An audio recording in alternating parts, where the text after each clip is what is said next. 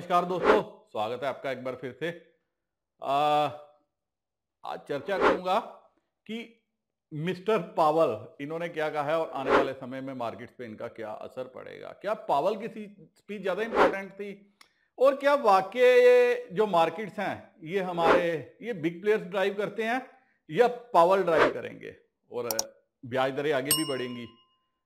आप भी देख रहे होंगे कि अगर ब्याज दरें बढ़ेंगी तो यूएस मार्केट जो वो नर्वस है। क्या यूएस मार्केट सच में ब्याज दरें बढ़ने से नर्वस हैं या वर्ल्ड मार्केट ब्याज दरें बढ़ने से नर्वस हैं? एक्चुअली इंपॉर्टेंस किसकी है, क्या दिक्कत कर रही है, क्या चीज है? और इससे पहले जब एचडीएफसी बैंक का हुआ था तो जो मैं ये वीडियो बनाता हूं इसमें मैंने शेयर भी किया था कि एचडीएफसी बैंक का मर्जर कुछ और बोल रहा है और आज आप देखो कि गिरते गिरते एचडीएफसी बैंक कहां पे पहुंच गया। काफी सारी चीजें हैं जो आपको समझनी चाहिए और एक चर्चा का विषय बना हुआ है। कोई यूट्यूबर हैं उनके ऊपर आजकल काफी कुछ चल रहा है कि उन्होंने ऐसा किया वैसा किया, इतने लोग हो गए। दोस्तों, मैं जब आपके साथ वीडियो बनाता था, जब स्टॉक मार्केट एक ही बात बोलता था कि अकाउंट लिंक के साथ खेलो, 20% जो है हमें जो है इसकी आपका जो ट्रेड जो भी आप करोगे आपको तो कोई फालतू पैसा नहीं लगेगा लेकिन उसका शेयर हमें भी मिलेगा। हालांकि मेरे लिंक से तो काफी ज्यादा लोगों ने नहीं खोले क्योंकि उनको लगा कि सुशांत बख्शी पता नहीं कितना बड़ा फायदा ले जाएगा और ना ही मैंने कभी इंटरेस्ट इतना शो किया। लेकिन यहां पे ऐसे ऐसे इन्फ्लुएंसर थे जिनके आज 1-1 लाख 2-2 लाख 5-5 लाख अकाउंट उनके लिंक के साथ खुले हुए हैं।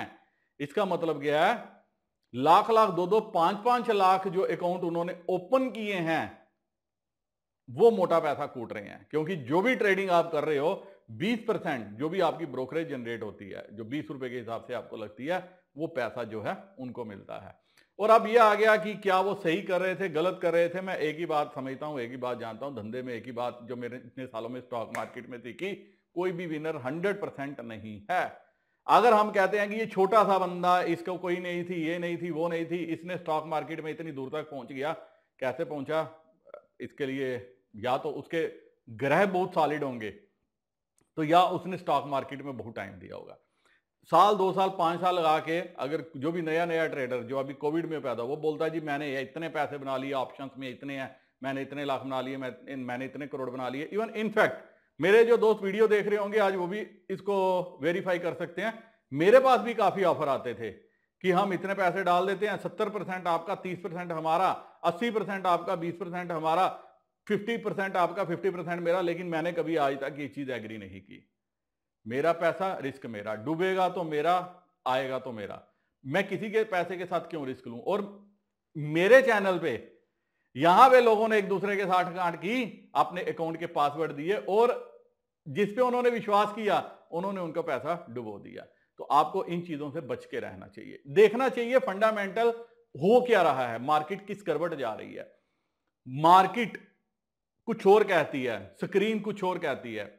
आपको समझना चाहिए बड़े प्लेयर्स क्या चाहते हैं। बड़े प्लेयर्स वही चीज चाहते हैं जहां पे वो रिटेलर को लूट सकें। मैंने एक ही चीज इतने सालों में देखी है, सुनी है, समझी है।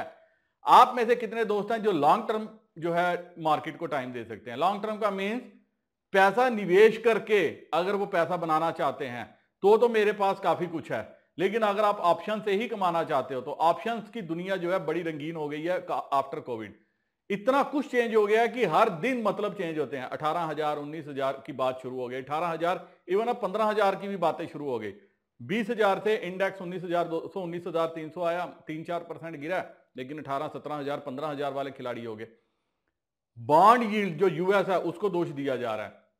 पावल ने बोला है कि जैक्सन होल में कि ब्याज दरें और भी बढ़ सकती हैं, बढ़ेंगी नहीं बढ़ेंगी क्या होंगी ये फ्यूचर में छोड़ो। और 5.5% दोस्तों पहुंच गई।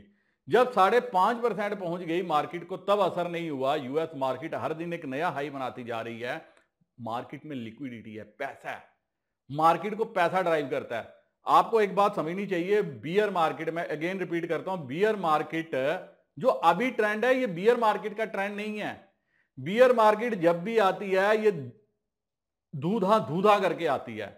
मतलब ये फौरन आएगी, 10-15 दिन 20 दिन में 25 दिन में पूरे का पूरा कांड करेगी और उसके बाद फिर से रिटेलर को इतनी मंदी में छोड़ के जाएगी कि रिटेलर हर दिन जब मार्केट ऊपर जाएगी वो मंदी मंदी ही सोचता रहेगा। पावल ने कहा कि इन्फ्लेशन पे हमारी फाइट जारी रहेगी और उसके लिए ब्याज दरें बढ़ानी पड़ेंगी। तो हम ब्याज दे रहे हैं बढ़ाएंगे। अब कहते हैं कि जो 10 साल की बॉन्ड यील्ड है वो कंसर्न है, क्या ये यूएस मार्केट के लिए कंसर्न है, इक्विटी मार्केट के लिए कंसर्न है? नो, ऐसा कंसर्न कभी नहीं आता। अब दो चीजें यहां आपको समझनी है कि जो अभी जो इन्फ्लेशन है, ये क्या है? ये डिमांड, महंगाई किसकी वजह से है? सप्लाई साइड कम है, डिमांड साइड ज्यादा है, इसलिए मार्केट इन्फ्लेशन है, जो इक्विटी मार्केट्स के लिए अच्छा है। कंपनीज के रिजल्ट अगर आप यूएस मार्केट में देखोगे, हर कंपनीज के रिजल्ट अच्छे आए हैं, इनफैक्ट बहुत अच्छे आए हैं। तो जब कंपनीज के रिजल्ट अच्छे आ रहे हैं, उनकी इनकम बढ़ रही है, पी बढ़ रहा है, हर चीज बढ़ रही है, वो क्यों गिरेंगी? और उसके बावजूद उससे बढ़ के जो पैसा मार्केट में आ रहा है वो अंधाधुंध आ रहा है। अब होता क्या है कि ये जगदम जो कई बार जो फिगर्स आती है, आंकड़े आते हैं, कभी महंगाई ज्यादा बढ़ के आ गई, अभी जैसे इंडिया की महंगाई टमाटर की वजह से बढ़ी, तो टमाटर फिर भी अपने लेवल पे आ गया ना, तो अगली जो आप फिगर देखोगे वो कम होके आएगी। आगे त्योहारी सीजन है, त्योहारी सीजन में हर चीज महंगी होगी, उससे कुछ महंगाई दर बढ़ के आएगी। लेकिन जैसे त्योहार ठंडे हो गए, इंडिया में काफी ट्रेंड चेंज है और वर्ल्ड में ट्रेंड अलग है। इंडिया में क्या, जैसे त्योहार आते हैं हम खुल के पैसा खर्च करते हैं, रक्षाबंधन आ जाएगी, फिर जन्माष्टमी आ जाएगी, फिर दूसरा त्योहार आ जाएगा, फिर दिवाली आ जाएगी, महंगाई बढ़ेगी। लेकिन उसके बाद क्या है, फिर ठंडा, फिर महंगाई नीचे। तो ये जो सडन स्टॉक मार्केट में आप देख रहे हो, ये इसकी। और दूसरा, हमारे रिटेलर, उनको आपको सलाम ठोकना चाहिए। आगे डाटा में शेयर करके आपको बताऊंगा कि रिटेलर क्या हरकतें कर रहा है, रिटेलर क्या करतूतें कर रहा है।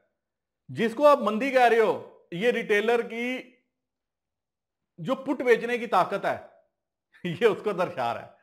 आगे आप देखोगे 6 लाख 6.5 लाख कंट्रैक्ट ये परसों बेच के गए हैं, और 2 दिन पहले तक क्या थे वो भी आपको दिखाऊंगा, यहां से आपको समझ में आएगी। तो जो लोग टेक्निकल के चार्ट हर दूसरे दिन लेके बैठ जाते हैं ना, उनको टेक्निकल खेलने दो। जो फंडामेंटल की बात करते हैं उनको फंडामेंटल देखने दो। जो हर दूसरे दिन कप एंड हैंडल लेके आते हैं, उसको उस कप और हैंडल में चाय पीने दो। आप क्या करो, आप मार्केट का ब्रॉडर भी ट्रेंड देखो कि मार्केट क्या है। अभी ये बुलिश फेज में है, आएगी मंदी, आएगी 2, 4, 5, 10% की करेक्शन जगदम। मैं कहता हूं जब आपको 5-10% की करेक्शन जगदम आती हुई नजर आए, आपके पास वो चीज होगी एक्यूमुलेट करने का। अभी क्या है, आपको ट्रेंड के साथ चलना है। जो रिटेलर अभी बीरिश है, जैसे ही वो थोड़ा सा बीरिश होगा, मार्केट फिर से अपनी ऊपर की जर्नी स्टार्ट कर देगी। तो आपको क्या करना चाहिए, आपको उस पर नजर रखनी चाहिए। और जमाने के साथ, जैसे जो फेडरल रिजर्व है वो 2% महंगाई का टारगेट है, हमारे यहां भी महंगाई का टारगेट 4-4.5% का है। ना ही 2% वाले सक्सेसफुल होंगे, ना ही 4-4.5% वाले सक्सेसफुल होंगे। 2% तब नहीं आई जब पैसा मार्केट में कम था, लिक्विडिटी कम थी। आज तो भर भर के पैसा जो है कोविड में फेंका है, वो पैसा मार्केट से कैसे समेटोगे? हर कोई आदमी बैंक में तो नहीं जाएगा। हमारे जो फाइनेंस मिनिस्टर की कोशिश क्या है, हमारी सरकार की कोशिश क्या है, जो हमारा नया रिटर्न आईटीआर जो फॉर्म है, उसकी फाइनेंस मिनिस्टर की कोशिश है लोग सेव ना करें, जितना कुछ आता है वो सब कुछ खर्च करें।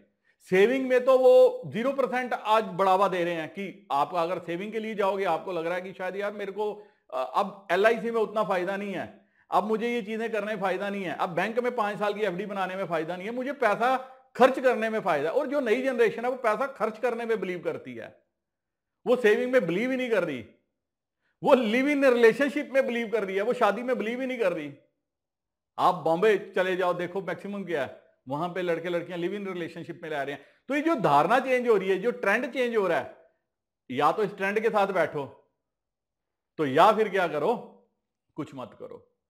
जब मौका आता है, अगर आप ऑप्शंस के खिलाड़ी हो, उसको देखो। और अगर आप स्टॉक खरीदना चाहते हो तो फिर स्टॉक पे नजर रखो। मेरे एक दोस्त ने टेलीग्राम चैनल पे मैसेज भी किया था कि सर कोई स्टॉक बताओ, उस पर भी एक मैं वीडियो लाऊंगा।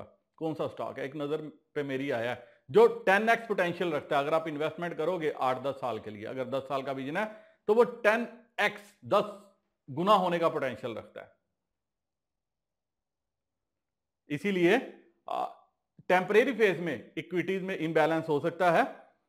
जैसे ही सब कुछ नॉर्मलाइज होगा, महंगाई एक बार फिर से अपने टारगेट रेंज के अंदर आ जाएगी, सब कुछ हो जाएगा, इक्विटीज अपनी जो है अपवर्ड जर्नी रिज्यूम कर देंगी। और जैसे इन्होंने रिज्यूम किया,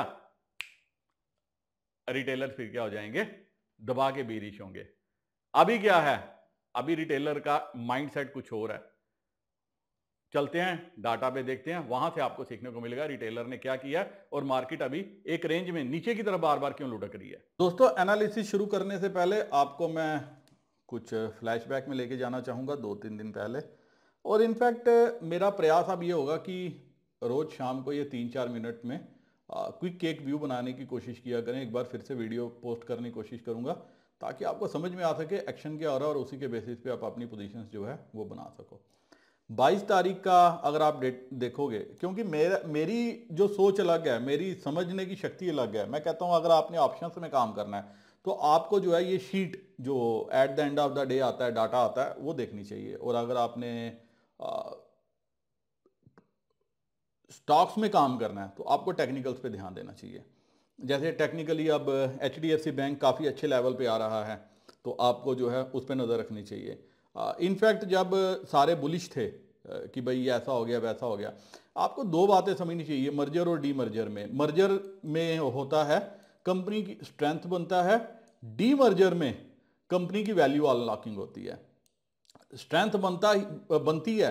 आज आप देखो जब रिलायंस काफ़ी सारी कंपनियों का समूह है तो आस्ता आस्ता जब इसमें से ये वैल्यू अनलॉकिंग होगी तो नेट बेसिस पे आने वाले टाइम में बहुत अच्छी ग्रोथ होगी। और HDFC बैंक ये पहले अलग अलग कंपनियों में थी, अब जैसे एक बन रही है या एक बनी है तो इसमें दो चीजें हुई हैं। जो इनकी कहीं ना कहीं नेगेटिविटी थी वो खत्म करने की कोशिश की है और इसको बड़ी कंपनी बनाने की कोशिश की है। उसमें क्या होता है कि अगर मान लो आपकी ए कंपनी कुछ गलत कर रही है, बी कंपनी ने गलत की है, सी कंपनी अच्छा कर रही है, तो ए बी की जो गलतियां हैं वो सी में आके क्या हो जाती हैं, वो छुपाने की कोशिश की जाती है। अब हम आते हैं डाटा के ऊपर। आप देखिए रिटेलर की एक्टिविटी आप नोट करो। टिल डेट 5,80,000 5,79,000 पुट बेची हैं। आप यहां पे नजर मारो, 5,62,000 पुट थी 2 दिन पहले, मतलब 20 तारीख को ये पुट बेची थी। 21 को 3,47,000 हुई, 22 को 5,79,000। कंटिन्यूड अगर पूरे महीने का आप चार्ट देखोगे, इस महीने पूरे फर्स्ट वीक को छोड़ के सारी एक्टिविटी जो है रिटेलर की पुट में है और वो पुट बेचता जा रहा है। इसीलिए आप देख रहे हो मार्केट 700-800 पॉइंट ऊपर से नीचे आ गई और 2-2.5 हजार पॉइंट जो है बैंक निफ्टी नीचे आई है। इंडेक्स लेवल पे कुछ नहीं है, इंडेक्स लेवल पे पोजीशन नाम मात्र है। सारा काम कहां पे हो रहा है, कॉल और पुट में। पिछले महीने 3 महीने तक ये कॉल बेच रहे थे, इस महीने ये पुट्स में इन्होंने जोर दिया हुआ है। इसलिए आपने देखा कि मार्केट जो है कहीं से कहीं है। FII स्टॉक फ्यूचर बेच रहे हैं और स्टॉक फ्यूचर ये खरीदते जा रही हैं। ये 1,53,000 इनफैक्ट कंट्रैक्ट बेच चुके हैं, मतलब 1.5 लाख कंट्रैक्ट इन्होंने बेचे हैं और सारे के सारे किसके पास हैं, रिटेलर के पास हैं। अब अगर हम थोड़ा सा आगे चलते हैं, आगे देखते हैं, ये हो गया 23 का। अब आते हैं 24 को एक एक्टिविटी हुई थी जिसमें आपने 24 और 25 को बड़ा देखा था। बैंक निफ्टी नीचे से 1000 पॉइंट ऊपर आई थी और 23 और 24 में एक्टिविटी काफ़ी बड़ी रही। यहाँ पे देखिए क्या हुआ, यहाँ पे फिर पुट बेची गई 24 तारीख को।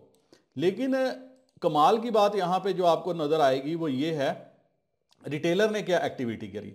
रिटेलर के पास यहाँ एक दिन 1 डे अगो 1,78,000 पुट थी, 1,78,000। मतलब एक ही दिन में इन्होंने मैं एक बार डाटा को 23 का डाटा देखना चाहता हूं। 23 में एक्टिविटी देखो क्या है, एक ही दिन में 4 लाख कंट्रैक्ट खरीदे हैं। यहां पे आपको वो समझ में आएगी। यहां पे मात्र रह गए मतलब 5,80,000 से 1,78,000 रह गए और बड़े प्लेयर्स ने इनको दबा के पुट बेची है। ये दो देखो FII और इनकी, मतलब इन दोनों ने 4 लाख पुट सप्लाई की, मार्केट ऊपर आके बैठ गई।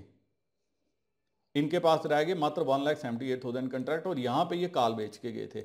मार्केट आपको पता नीचे से बैंक निफ्टी कितनी आई और निफ्टी 575 के लेवल तक आ गई। अब इन्होंने क्या किया, इन्होंने फिर से वही काम किया। 24 को फिर से इन्होंने पुट बेची। अब 24 पे आ जाओ, 24 को फिर 3,48,000 3,43,000 कंट्रैक्ट बेच दिए। फिर ये 5,21,000 फिर किसने खरीद लिए वापस, इसने और प्रॉस ने। FII ने भी पुट खरीद ली, प्रॉस ने भी पुट खरीद ली। इनके पास भर भर के पुट हो गई। अब क्या रीजन है, प्रॉस भी बड़ा हाथ है और FII भी बड़े हाथ हैं। अब बड़े हाथ को अगर रिटेलर छोटा हाथ बेचेगा मार्केट क्या होगी, वो कहां से ऊपर जाने देंगे। थोड़ी सी सेलिंग ही तो करनी है, वही काम वो कर रहे हैं। आप देखो 18,000 से इन्होंने फिर 24,000 कंट्रैक्ट पहुंचा दिए। ये पहले से नेगेटिव में है, इन्होंने खरीद लिए इनसे।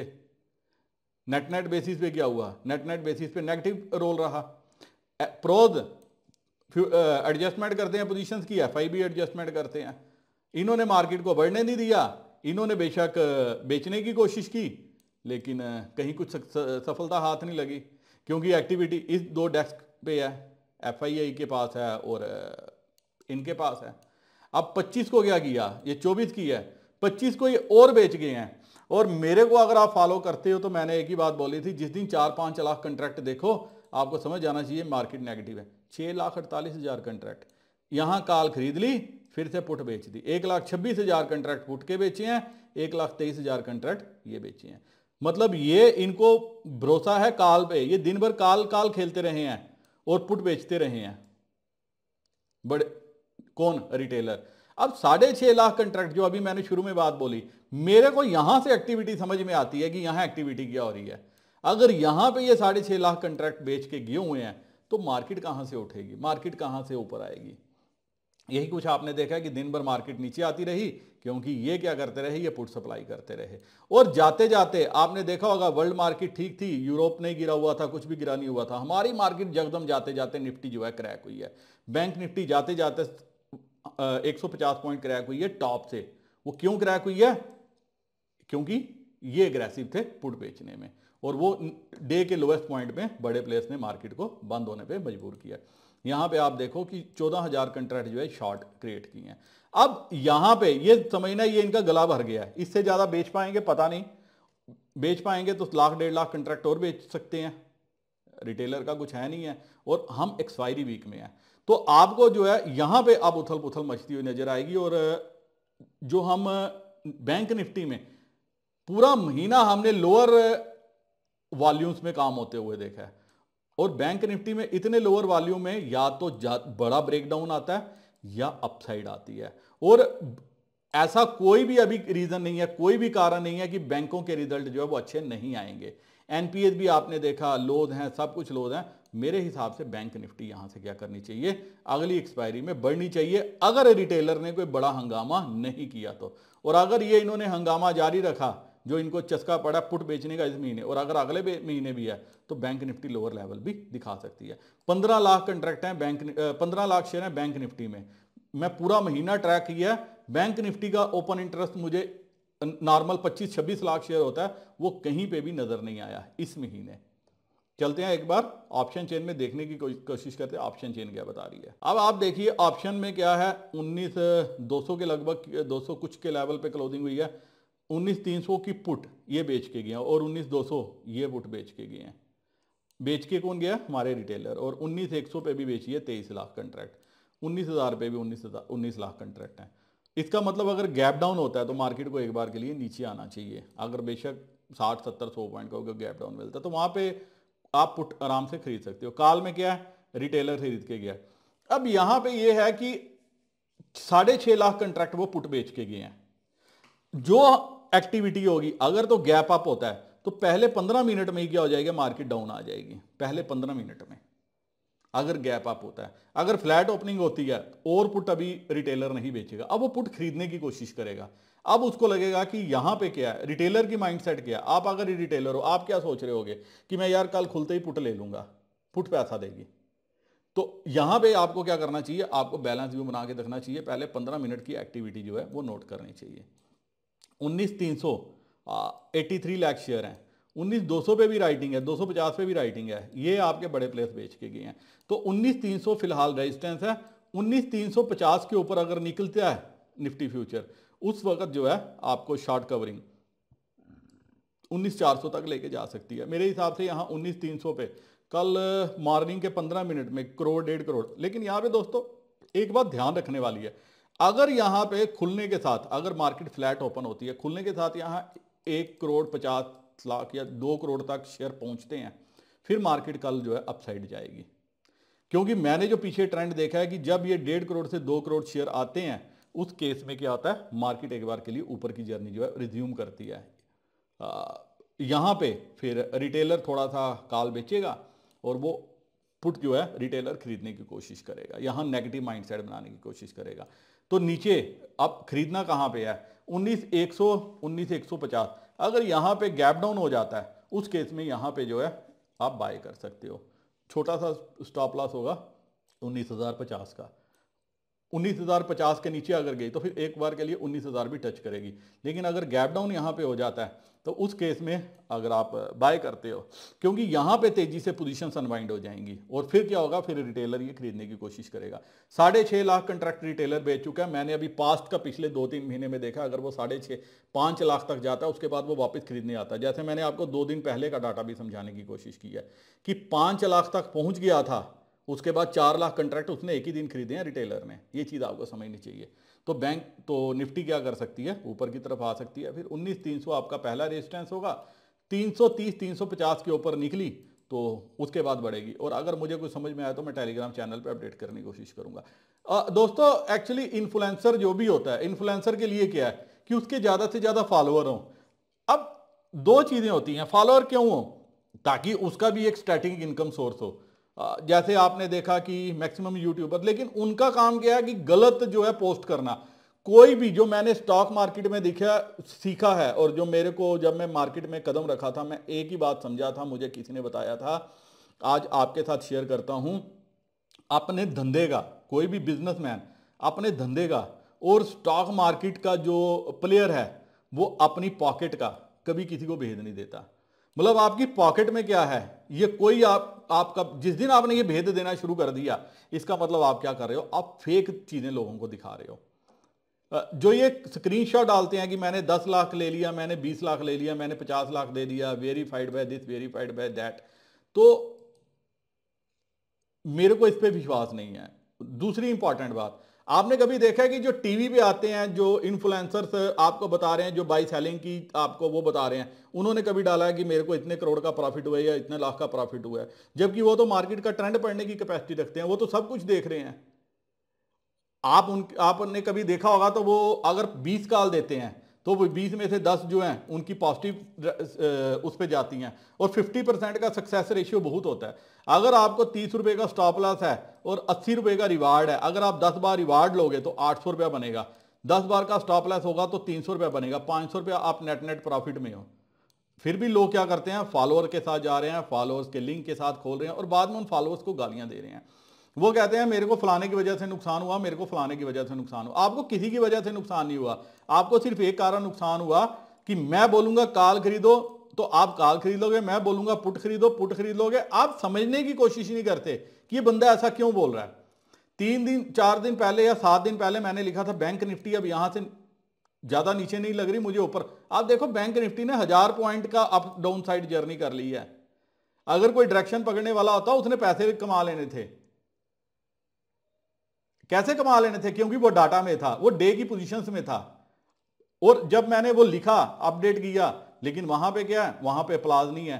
वो सोच रहे हैं पता नहीं सुशांत बख्शी कितने पैसे हमारे अगर हम इसके लिंक से अकाउंट खोल लेते हैं कितने कम आ जाएगा। इसलिए मैंने वीडियो भी बनाना बंद कर दिया था। लेकिन अब देख रहा हूं लोगों को जरूरत है तो कोशिश करूंगा कि हम सीधा एनालिसिस का जल्दी करेंगे, 3-4 मिनट का एनालिसिस का वीडियो बना के क्विकली जो है एक बार व्यू लेने की कोशिश करेंगे कि क्या हो सकता है। और वीकेंड पे एनालिसिस करेंगे लंबे से वीडियो के साथ कि पूरा हफ्ता क्या मार्केट दिखा सकती है, जैसे मैं आज वीडियो बना रहा हूं। आज बैंक निफ्टी पे चलते हैं। अब बैंक निफ्टी जो है इसमें पोजीशंस कम है। 44,300 में 11 लाख कॉल है, 400 पे 11 लाख है, 500 पे 8 लाख कॉल है। बड़ा छोटा ओपन इंटरेस्ट है। यहाँ पे प्रॉफिट बुकिंग है, प्रॉफिट भी बुक हुआ है। यहाँ पे पुट रिटेलर, लेकिन देखो आप बैंक निफ्टी में जो है ना एक्टिविटी कम है। 2 lakh contract, 6 lakh contract, 4 lakh contract, 6 lakh contract. तो सिंपल था 25 लाख शेयर यहाँ पे हैं 44,000 पे। ये बेस का काम करेगा, 44,500 रेजिस्टेंस का काम करेगा। हम बीचों बीच हैं, 44,250 की शायद क्लोजिंग हुई थी, बीचों बीच हैं। ऊपर 44,500 रेजिस्टेंस है, 4400 सपोर्ट है। इसके नीचे अगर गया 43,800 के आसपास जो है आप खरीद सकते हो। और यहां पे भी अगर गैप डाउन होता है कल के लो के आसपास, वहां पे बाय कर सकते हो। 44,500 एक इंपॉर्टेंट लेवल है। अगर इसके ऊपर निकला और यहां पे अगर पोजीशंस ऐड हुई तो मजा आ सकता है। फिर वही जो हाई था 44,800 45,000, यहां पे मार्केट जाने की कोशिश कर सकती है। बैंक निफ्टी में पोजीशंस कम है, इसलिए अभी इसका एनालिसिस नहीं जो है ये आपका स्टिक बैठेगा। इसके लिए आपको लाइव मार्केट पे डाटा पे नजर रखनी पड़ेगी।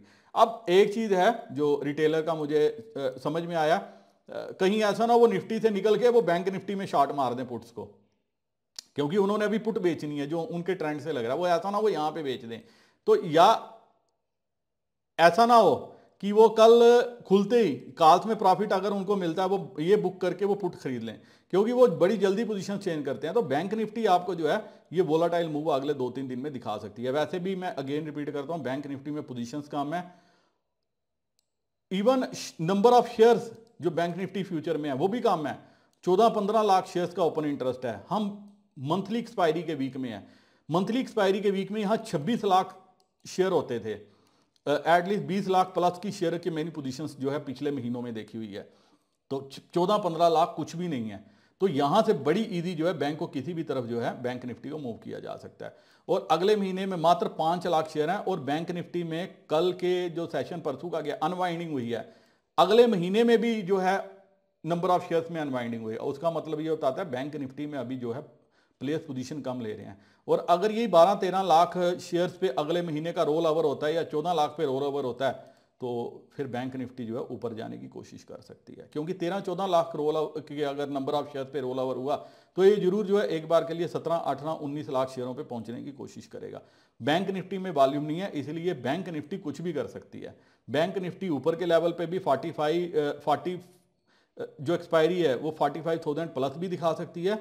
बैंक निफ्टी 43,500 पे भी एक्सपायरी दिखा सकती है। डिपेंड करता है रिटेलर क्या करते हैं। अभी तक आपने यहां पे देखा पोजीशंस बहुत कम है, बहुत ही ज्यादा कम है, नाम मात्र है। इसीलिए जो है बैंक निफ्टी अभी कंफर्टेबल पोजीशन पे है। और बैंक निफ्टी पे आपको व्यू जो है लाइव मार्केट पे रखना है। मेरा व्यू थोड़ा सा पॉजिटिव बायस पे है। सिंपल सा रीजन है, जो नंबर ऑफ शेयर्स हैं वो कम है। बाकी देखेंगे, अगर कुछ समझ में आया तो मैं टेलीग्राम चैनल पे अपडेट करने की कोशिश करूंगा। और उम्मीद करता हूं कि इस एनालिसिस से आपको काफी कुछ जो है समझने को देखने को मिल गया होगा। और कल के सेशन में आपने देखा भी होगा कि बैंक निफ्टी ने नीचे से जो है कम बैक किया था और निफ्टी जो है वो नीचे नीचे जाती गई थ्रू आउट द डे। इसी के साथ दोस्तों ये वीडियो मैं यहीं खत्म करने ज्यादा चाहता हूं। उम्मीद करता हूं कि वीडियो आपको थोड़ा सा अच्छा लगा होगा और काफी कुछ आपको समझने में आया होगा। फिर भी आपका कोई सवाल रहता है तो आप कमेंट सेक्शन में पूछ सकते हो, या टेलीग्राम चैनल मार्केट से रेसिपी पे जुड़ सकते हो, पूछ सकते हो। वहां पे चैट रूम भी है, चैट रूम भी ज्वाइन कर सकते हो। इसी के साथ वीडियो करता हूं खत्म। नमस्कार, जय हिंद।